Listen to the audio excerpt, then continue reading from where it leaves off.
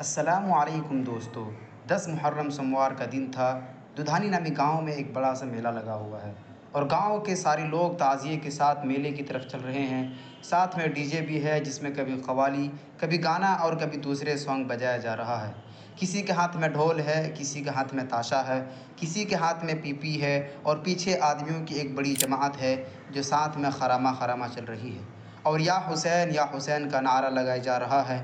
دوستو، یہ صرف ایک گاؤں کی حالت نہیں ہے بلکہ لاکھوں گاؤں کی یہی حالت ہے اور لوگ اس کو دین کی خدمت سمجھ کر کر رہے ہیں۔ آئیے دوستو، آج کی اس ویڈیو میں تعزیہ کی حقیقت کو جاننے کی کوشش کرتے ہیں۔ یہ ویڈیو تھوڑا لمبا ہو سکتا ہے لیکن ہم نے اس ویڈیو میں سب کچھ دے رکھا ہے، اس لیے اس ویڈیو کو ذرا بھی مس نہ کریں۔ زمانہ جاہلیت سے ہی یعنی رسول اللہ صلی اللہ علیہ وسلم کے آنے سے پہلے سے ہی عربی لوگ 4 مہینوں کا احترام کرتے تھے۔ ان مہینوں میں لڑائی جھگڑے کو حرام سمجھتے تھے۔ انہی میں سے ایک محرم کا مہینہ تھا اور اسی مہینے سے اسلامی کیلنڈر کی شروعات بھی ہوتی ہے جو ادھکتر مسلمانوں کو یاد نہیں رہتا ہے۔ میں ان لوگوں سے پوچھنا چاہتا ہوں جو اپنے آپ کو مسلمان کہتے ہیں، کیا آپ 1 محرم کو ویسے ہی سیلیبریٹ کرتے ہیں جیسے کہ 1 جنوری کو؟ دوستو، اس کا جواب 90% نہیں میں آئے گا۔ محرم کی اہمیت کا دوسرا کارن یہ ہے کہ اسی مہینے کی 10ویں تاریخ کو اللہ تعالیٰ نے موسیٰ علیہ السلام کو فرعون سے نجات دی تھی۔ لیکن جب مسلمانوں میں ایک لمبا زمانہ گزر گیا تو مسلمانوں میں آہستہ آہستہ بدعات و رسومات آنے لگی۔ انہی میں سے محرم کی رسومات ہے۔ محرم کا احترام بہت زمانے سے کیا جاتا تھا، لیکن حضرت حسین رضی اللہ تعالیٰ عنہ کی شہادت کے بعد اسلام دشمنوں کو موقع مل گیا اور دین میں ایسی چیزیں گڑھ لیا جس سے اسلام کی روح ہی باقی نہ رہے اور لوگوں کے دماغوں میں یہ بات بٹھا دی گئی کہ یہ دین کا ایک حصہ ہے اور اس کے کرنے میں ثواب ہے، لیکن حقیقت کچھ اور ہی ہے۔ ملا باقر مجلسی کے مطابق حضرت حسین رضی اللہ تعالی عنہ کی شہادت کے بعد ماتم کی شروعات یزید کے گھر سے ہوئی۔ یہ ماتم مسلسل 3 دن تک جاری رہا، لیکن پھر اس کے بعد 300 سال تک یہ رسم کہیں نہیں ملتا ہے۔ پھر اچانک سے معیز الدولہ جو ایک شیعہ تھا اس نے اس رسم کو پورے بغداد میں نافذ کر دیا۔ پھر 367 میں المعز لدین اللہ فاطمی نے پورے مصر میں عاشورہ کے دن ماتم کرنے کا حکم جاری کر دیا، جبکہ اسلام سے اس ماتم کا کوئی تعلق نہیں ہے۔ سوچئے دوستو، 300 سال گزر چکے ہیں اور اب جا کر کوئی بادشاہ اسلام دھرم میں کوئی نئی چیز لا رہا ہے، اس کا اسلام سے کیسے تعلق ہو سکتا ہے؟ اور جبکہ قرآن مجید کے سورہ مائدہ آیت نمبر 3 میں اللہ تعالیٰ نے فرما دیا ہے، اليوم أكملت لكم دينكم وأتممت عليكم نعمتي ورضيت لكم الإسلام دينا، کہ آج ہم نے تمہارے لیے تمہارے دین کو مکمل کر دیا اور تم پر اپنی نعمت پوری کر دی اور تمہارے لیے دین اسلام کو بطور دین پسند کیا ہے۔ اور نبی مصطفیٰ صلی اللہ علیہ وسلم نے فرمایا، بخاری و مسلم کی حدیث ہے، من احدث فی امر ھذا فہو رد، کہ جس نے ہمارے اس دین میں کوئی نئی چیز لایا تو وہ قابل قبول نہیں ہے۔ اور ترمذی شریف کے دوسرے جلد صفحہ نمبر 92 میں نبی کریم صلی اللہ علیہ وسلم کی حدیث لکھی ہوئی ہے، علیکم بسنتی و سنت خلفاء الراشدین المہدیین، کہ تم پر ضروری ہے کہ میری اور میرے ہدایت یافتہ خلفاء راشدین کے سنت پر عمل کرو۔ اب سوچو دوستو، اللہ تعالیٰ نے ببانگ دہل کہہ دیا ہے کہ ہم نے تمہارے لیے تمہارے دین کو مکمل کر دیا ہے، اور اب 300 سال کے بعد ایک بادشاہ طاقت کے بلبوتے پر دین میں ایک نئی چیز لا رہا ہے تو اس کے کرنے میں کیسے ثواب مل سکتا ہے؟ بلکہ یہ ایک گناہ کا کام ہے بدعت کی شکل میں۔ ہندوستان میں تعزیہ اور تیمور لنگ کا بہت گہرا تعلق ہے، اور ایشیا کے ساؤتھ ایریا میں یعنی انڈیا، پاکستان، بنگلہ دیش، میانمار میں تعزیہ کی شروعات سب سے پہلے تیمور لنگ بادشاہ نے کی تھی۔ تیمور برلا خاندان کا ایک ترکی جنگجو تھا جو پوری دنیا کو فتح کرنے کا خواب دیکھتا تھا۔ 1336 کے دوران سمرقند کے قریب غالباً ازبکستان میں پیدا ہوا۔ چنگیز خان کے بیٹے چغتائی خان نے اس کو پالا پوسا اور وہ صرف 13 سال کی عمر میں چغتائی ترکوں کا سردار بن گیا۔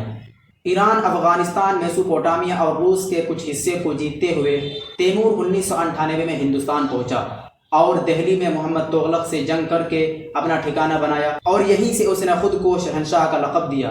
تیمور لنگ ایک شیعہ تھا جو ہر سال محرم کے مہینے میں عراق جاتا تھا۔ ایک سال بیماری کی وجہ سے نہیں جا پایا تو درباریوں نے اسے خوش کرنے کے لیے کچھ ایسا کرنا چاہا جس سے تیمور خوش ہو جائے۔ تو اس زمانے کے فنکاروں کو بلا کر انہیں حضرت حسین رضی اللہ تعالی عنہ کے قبر کا نقل بنانے کا حکم دیا گیا، اور بہت جلد ہی ان فنکاروں نے بعض کی کھپچیوں سے حضرت حسین رضی اللہ تعالی عنہ کی یاد میں ایک ڈھانچہ یا قبر بنا کر تیار کر دیا اور طرح طرح کے پھولوں سے سجا دیا اور اسی کو تعزیہ کا نام دیا گیا۔ تیمور کے اس تعزیے کی دھوم بہت جلد پورے ملک میں مچ گئی۔ ملک بھر سے راجہ رجواڑے اور عقیدت مند عوام اس انوکھی چیز کو دیکھنے کے لیے پہنچنے لگے، اور تیمور کو خوش کرنے کے لیے ملک کے دیگر ریاستوں میں بھی سختی کے ساتھ اسے شروع کیا گیا۔ خاص طور پر دہلی کے آس پاس شیعہ نوابوں نے اس روایت پر خوب عمل کیا۔ اس وقت سے آج تک یہ رسم انڈیا، پاکستان، بنگلہ دیش، میانمار میں چلا آ رہا ہے، جبکہ خود تیمور لنک کے ملک ازبکستان میں ادھکتر شیعہ ہونے کے باوجود تعزیہ کا کوئی ذکر نہیں ملتا ہے۔ 1405 میں تیمور کے انتقال کے بعد مغلوں نے بھی اس روایت کو خوب پروان چڑھایا۔ مشہور مغل شہنشاہ ہمایوں نے 362 ہجری میں 46 کلو زمرد کا ایک تعزیہ منگوایا تھا، باوجود یہ کہ ایک گناہ کا کام ہے۔ دوستو، کون نہیں جانتا ہے کہ تعزیہ وغیرہ کے جلوس نکالنے میں مرد و عورت کا اختلاط ہوتا ہے اور بے حیائی پھیلتی ہے، لیکن عجیب بات یہ ہے کہ ان بدعات و رسومات کو دین کی خدمت سمجھ کر انجام دیا جاتا ہے، جبکہ اسلام نے کسی کی شہادت پر رونے سے بھی منع کیا ہے اور ایسے موقع پر صبر سے کام لینے کی تعلیم دی ہے۔ حضرت حسین رضی اللہ تعالی عنہ کی شہادت یقیناً ایک دل کو دہلا دینے والی شہادت تھی۔ ہم ان کی محبت میں ان کی خاطر دعا کر سکتے ہیں، نہ کہ ڈی جے لا کر گانا بجائیں اور ایسی حرکت کریں جس سے ان کے روح کو تکلیف پہنچے۔ محرم کی 10ویں تاریخ کا احترام عرب میں حضور صلی اللہ علیہ وسلم کے آنے سے پہلے سے ہی کیا جاتا تھا، اسی لیے جب آپ مدینہ تشریف لے گئے تو آپ نے دیکھا کہ یہودی حضرات 10 محرم کو روزہ رکھتے ہیں، کیونکہ موسیٰ علیہ السلام کو اللہ تعالیٰ نے اسی دن فرعون سے نجات دیا تھا۔ تو حضور صلی اللہ علیہ وسلم نے فرمایا، ہم موسیٰ علیہ السلام کے یہودیوں سے زیادہ قریب اور حقدار ہے، تو حضور صلی اللہ علیہ وسلم نے روزہ رکھا اور مسلمانوں کو بھی روزہ کا حکم دیا اور فرمایا کہ آنے والے سال میں 2 روزہ رکھوں گا تاکہ یہودیوں سے مشابہت نہ ہو، اور ہم ہیں کہ خود کو مسلمان کہتے ہوئے بھی ہندوؤں کی مشابہت کرتے ہیں۔ کیا ہم لوگ جو تعزیہ بناتے ہیں وہ ہندوؤں کے دسہرہ اور دیوالی سے کچھ الگ ہے؟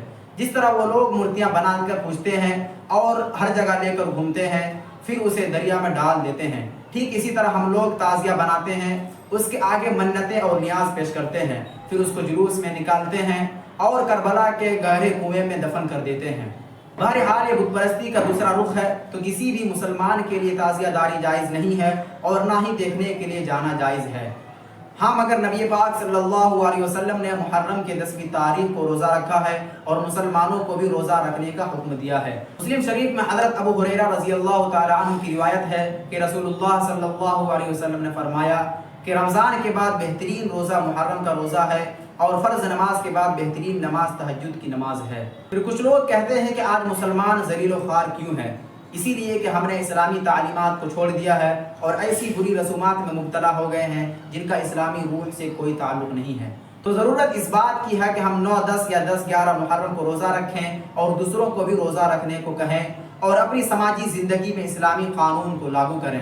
آج کے لیے اتنا ہی، ملتے ہیں دوسری ویڈیو میں، تب تک کے لیے خدا حافظ۔ اور اس طرح کی معلوماتی اور دلچسپ ویڈیوز کو دیکھنے کے لیے ہمارے چینل کو سبسکرائب کریں اور بیل آئیکن کا بٹن دبانا نہ بھولیں۔